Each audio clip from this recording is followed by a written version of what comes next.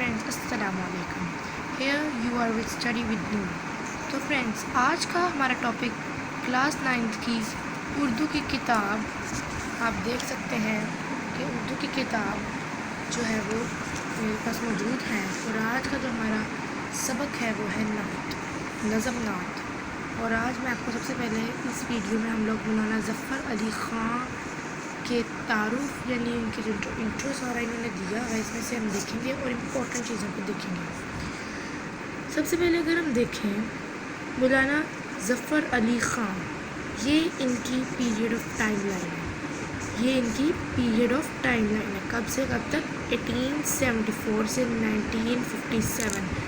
आप इसको इंग्लिश में लिख लिया करें क्योंकि उर्दू में पढ़ना थोड़ा सा मुश्किल होता है। 1874 till 1957, ये हमारे पास जो है इसकी टाइम लाइन है। मौलाना ज़फ़र अली ख़ान, या आप इनकी पिक्चर भी देख सकते हैं।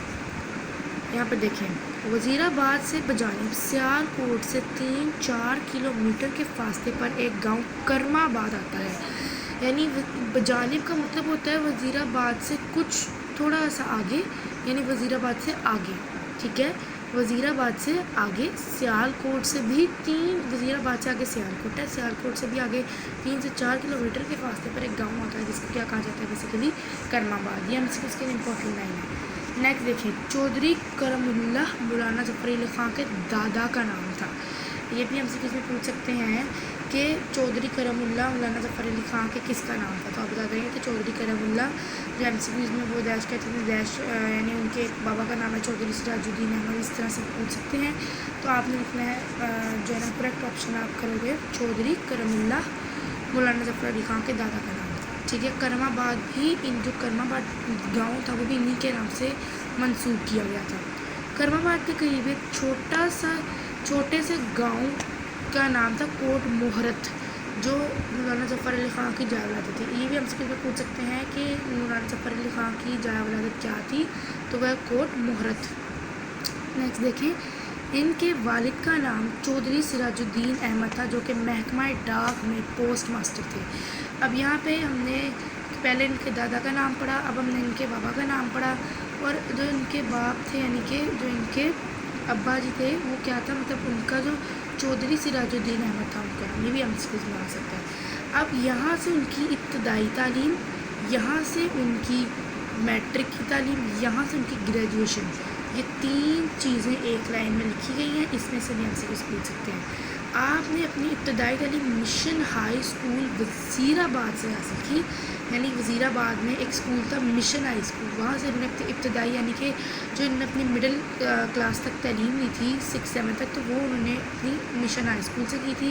फिर जो मैट्रिक था इन्होंने गवर्नमेंट हाई स्कूल से किया था, वो कि पटियाला में है। और ग्रेजुएशन इन्होंने MA कॉलेज यानी कि अलीगढ़ से किया था, ठीक है। पहले इन्होंने वज़ीराबाद से किया, फिर आगे इन्होंने पटियाला यानी जगह का नाम था और वहाँ से किया, और ग्रेजुएशन इन्होंने क्या किया? अलीगढ़ से।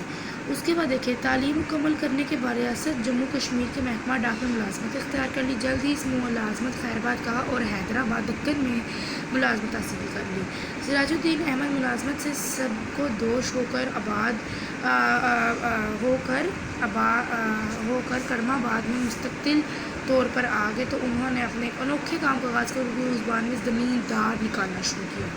अच्छा, बेसिकली अगर हम बात करें तो यहाँ पर उसने क्या बताया हुआ है कि जब उनकी तालीम मुकम्मल हो गई तो वो जम्मू कश्मीर में उन्होंने महकमा डाक की मुलाजमत इख्तियार कर ली, और जल्द ही वो ये या खैराबाद करके ना वो दक्कन में यानी कि हैदराबाद में मुलाजमत इख्तियार कर ली।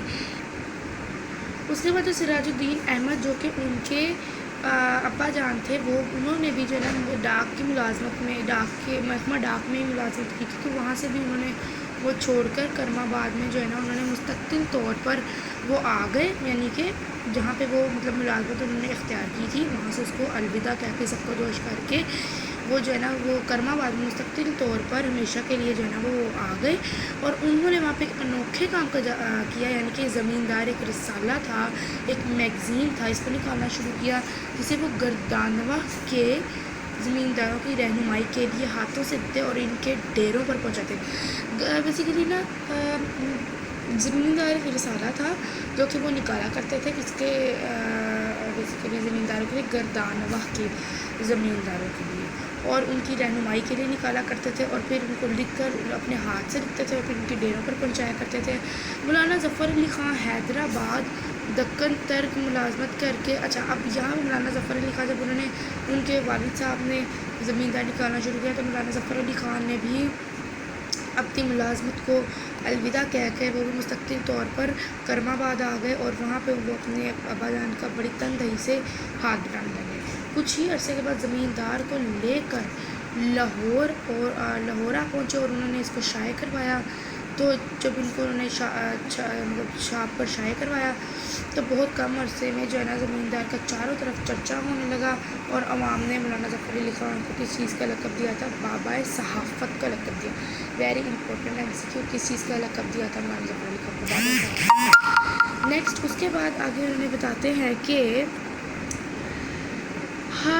اس کے بعد آگے دیکھیں یہاں پر تھے ہم لوگ جی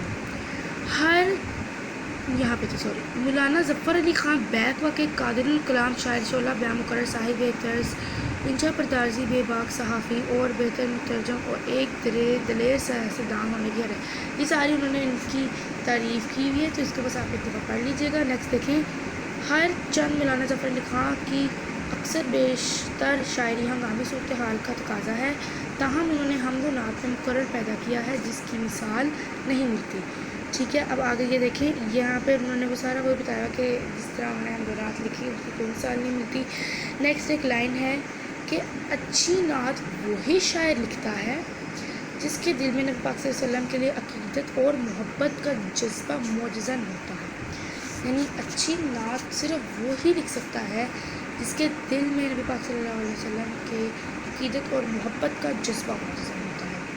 مولانا ظفر علی خان کی نعت گوئی خلوص عقیدت، جدت، طبع اور قدرت کا بین حسین امتزاج اور انہی خوبیوں کی بناوٹ کا نعت زبان جد خاص و عام ہے۔ بیسیکلی یہی اس نے آپ کو بتا دیا، یہ سارا آپ کا بیسیکلی مین بات جو ہے وہ ہم نے دیکھی کہ ان کی جو ڈیٹ تھی وہ 1874 سے 1957 میں تھی۔ پھر ہم نے دیکھا کہ کرم آباد یعنی کہ جو ہے نا وہ وزیر آباد سے بجانب سیالکوٹ سے 3 سے 4 کلومیٹر کے فاصلے پر ایک گاؤں تھا کرم آباد۔ ان کے دادا کا نام تھا چودھری کرم اللہ وجی، اور انہیں کے نام پہ کرم آباد جو ہے وہ منسوخ کیا گیا تھا۔ ان کی جائے ولادت تھی کوٹ مہرت۔ اس کے بعد ان کے جو والد صاحب تھے ان کا نام تھا سراج الدین محمد چودھری محمد سراج الدین احمد، اور وہ ایک پوسٹ ماسٹر تھے۔ اس کے بعد ہم نے دیکھا کہ مشن ہائی اسکول سے انہوں نے اپنی وزیر آباد سے تعلیم حاصل کی، matric government high school Patiala سے کیا، گریجویشن MA کالج علی گڑھ سے کی۔ اس کے بعد ہم نے یہاں پہ دیکھا کہ ان کے والد صاحب نے مطلب ڈاک کی ملازمت کو الوداع کہہ کے وہ جو ہے نا مستقل طور پر کرم آباد آ گئے، اور انہوں نے یہاں پر ایک کام کا آغاز کیا، انہوں نے زمیندار نکالنا شروع کیا، اور اسے گردانواں کے وہ ہمارے پاس وہ ہوتے تھے زمیندار، ان کی رہنمائی کے لیے اپنے ہاتھوں سے لکھتے، ان کے ڈیروں پر پہنچاتے، اور جلد ہی لے کر لاہور آ گئے، اور مولانا ظفر علی خان بھی اپنی ملازمت کو سب کو دوش کر کے ان کے پاس ان کا ہاتھ بٹانے آ گئے، اور بہت جلد جو ہے نا وہ چاروں طرف جو ہے نا زمیندار کے چرچے ہونے لگے، اور قوم نے مولانا ظفر علی خان کو بابا صحافت کا لقب دیا۔ تو فرینڈس یہ آپ دیکھ سکتے ہیں یہ ہمارا جو ہے وہ کمپلیٹ ہو چکا ہے چیپٹر۔ ٹھیک ہے، مولانا ظفر علی خان کا ہم نے اچھی طریقے سے انٹرو پڑھ لیا۔ آئی ہوپ آپ کو اس میں سے کچھ چیزیں یاد بھی ہوا ہوں گی۔ اس کے بعد نظم نعت ہے۔ نظم نعت کا اگر ہم بات کریں تو ہمارے پاس کیا ہے؟ دل جس سے زندہ ہے وہ تمنا تم ہی تو ہو، ہم جس میں بس رہے ہیں وہ دنیا تم ہی تو ہو۔ یعنی اب اس کے بیسیکلی اگر تشریح کی بات کریں میں کروا دیتی ہوں۔ پہلے اس نے کیا کہا کہ شاعر کی یعنی کہ دل جس سے زندہ ہے وہ تمنا تم ہی تو ہو، یعنی کہ شاعر کی خواہش آپ صلی اللہ علیہ وسلم کی عقیدت اور محبت ہے۔ ٹھیک ہے، ہم جس میں بس رہے ہیں وہ دنیا تمہیں تو، یعنی جس دنیا میں ہم لوگ رہ رہے ہیں وہ آپ صلی اللہ علیہ وسلم کی محبت سے عبارت ہے، رحمت اور محبت سے عبارت ہے۔ پھوٹا جو سینہ شب تارے الست سے، اس نور اولین کا اجالا تم ہی تو ہو۔ بیسیکلی اگر اس کے آپ الفاظ معنی دیکھ سکتے ہیں، یہ الفاظ معنی ہیں۔ زندہ یعنی زندہ کا تو آپ کو پتہ ہے تمنا خواہش، ہم جس میں رہنا، بسنا رہنا، دنیا جہان، پھوٹا نکلنا، سینہ شب رات کا سینہ. اس کے بعد اس نور اولین سب سے پہلا نور، اجالا، روشنی، تمہارے لیے، تمہارے واسطے، غایت و مقصد شناسا جاننا، تاجدار سردار، سراب و بطحہ، مدینہ مکہ یا مکہ مدینہ. یہ اب سراب، اور یہ دیکھو سراب کا مطلب ہوتا ہے مدینہ. بیسیکلی اگر ہم بات کریں سراب کی، اس کا مطلب ہوتا ہے مدینہ، اور بطحہ کا مطلب ہوتا ہے مکہ، یعنی کہ مکہ و مدینہ و مکہ کے سردار. اس کے بعد جہاں، دنیا، نظیر، مثال. یہ آپ کے سارے الفاظ میں ہوں گے. تشریح، ہم اس کا پراپر ایک لیکچر رکھیں گے جس میں ہم صرف تشریح کریں گے. اس کے بعد اس کو چھوڑ کے اگر ہم اپنے سوال جواب کی طرف آئیں، سینہ شب تارے الست سے کیا پھوٹا؟ سینہ شب تارے الست سے نور پھوٹا جو کائنات کی روشنی کا سبب ہے. شاعر کے نزدیک اس کائنات میں سب کچھ کس کے واسطے پیدا کیا گیا؟ سب کچھ آپ صلی اللہ علیہ وسلم کے واسطے پیدا کیا گیا. چلتے ہیں جبریل کے پر جس مقام پر کی وضاحت واقعہ معراج کی روشنی میں کیجیے. تو بیسیکلی آپ اس میں یہ لکھو گے کہ بیسیکلی واقعہ چلتے ہیں جبریل کے پر جس مقام پر اس تلمیح میں، یعنی ایک تلمیح ہے جس سے آپ کو ایک انہوں نے اشارہ کیا گیا. یہ اشارہ واقعہ معراج کی طرف ہے، اور اس واقعہ معراج کے واقعے میں یہ تھا کہ جب آپ صلی اللہ علیہ وسلم اللہ تعالیٰ سے ملاقات کرنے واقعہ معراج پر پہنچے تو وہ حضرت جبرائیل علیہ السلام آپ صلی اللہ علیہ وسلم کے ساتھ تھے. جب حضرت جبرائیل علیہ السلام یعنی کہ جب آگے ان کا وہ ختم ہو گیا تو وہ پھر رک گئے، اور انہوں نے آپ صلی اللہ علیہ وسلم کا کہا کہ میں یہیں تک جو ہے، مجھے یہیں تک اجازت ہے، میں اس سے آگے نہیں جا سکتا، اس سے آگے آپ کو اپنا سفر خود طے کرنا ہوگا. ٹھیک ہو گیا. اس کے بعد ٹھیک ہے، یہ دیکھیں نا، جہاں جبرائیل اپنے مقام، اپنی حد تک پہنچ کر رک گئے، اور وہ اس مقام سے، کیونکہ وہ اس مقام سے آگے نہیں جا سکتے تھے. شاعر کے نزدیک جس کی نظیر نہیں ملتی وہ کون سی ہستی ہے؟ شاعر کے نزدیک جس کی نظیر نہیں ملتی وہ ہستی آپ صلی اللہ علیہ وسلم کی ہے. شاعر نے اے تاجدار سراب و بطحہ کے کر کے کسی مخاطب کیا ہے. شاعر نے اے تاجدار بطحہ کر کے مکہ مدینہ مکہ کے سردار رسول اللہ صلی اللہ علیہ وسلم کو مخاطب کیا ہے. نیکسٹ دیکھیں، اعراب لگانا بھی ہمارے پاس اس آپ کے سلیبس میں جو ہے نا وہ ایڈ نہیں ہے. اچھا، اب یہاں تک سبق ہمارے پاس کمپلیٹ ہو گیا ہے. ایک الگ ویڈیو آپ کے اس کی آئے گی مصرع اور گرامر کی، اور ایک الگ ویڈیو جو ہے نا وہ تشریحات کی ہوگی. اب میں نے آپ لوگوں کے لیے خلاصہ لکھا تھا، اب ہم تھوڑا سا خلاصہ بھی دیکھ لیتے ہیں اس نظم کا. بیسیکلی آپ دیکھیں کہ اس نظم نعت کے شاعر مولانا ظفر علی خان، پہلے آپ نے لکھنا ہے خلاصے میں کہ اس نظم نعت کے شاعر مولانا ظفر علی خان رسول اللہ سے بے پناہ محبت اور عقیدت کا اظہار کرتے ہوئے کہتے ہیں کہ رسول اللہ کی ذات انسانوں کی ہدایت، کامیابی اور سکون کی اصل منبع ہے یا حقیقی منبع ہے. شاعر کہتے ہیں کہ دنیا کی ہر حقیقت اور ہر جز آپ صلی اللہ علیہ وسلم کے واسطے ہے، اور آپ کی موجودگی ہر چیز کا مقصد اور غایت ہے. اس نعت میں شاعر نے واقعہ معراج کا ذکر بھی کیا ہے، جس میں یعنی کہ یہ اس میں اکٹھ ہو گیا جہاں آپ صلی اللہ علیہ وسلم کی حقیقوں کا عکس موجود ہے. وہ ذات جو دنیا میں رحمت کا پیغام لے کر آئی، اس کی کوئی نظیر نہیں ہے. یعنی اس کی کوئی نظیر کا مطلب بیسیکلی ہوتا ہے